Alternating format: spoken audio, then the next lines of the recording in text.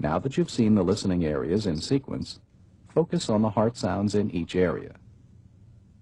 S2 is usually louder than S1 in the aortic area.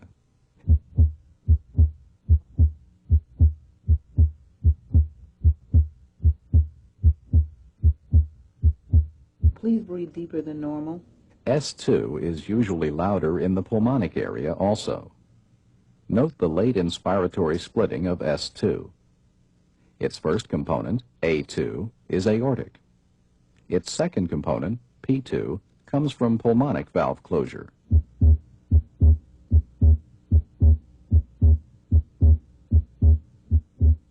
In the left third interspace, both A2 and P2 may be heard again.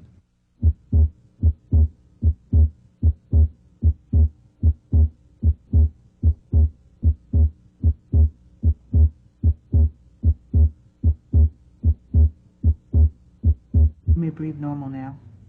S2 usually diminishes in intensity as you proceed down the left sternal border. Meanwhile, S1 usually gets a little louder.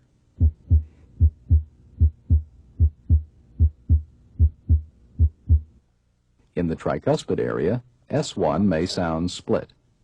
Its softer second component comes from closure of the tricuspid valve. Here at the mitral area, S1 is usually louder than S2.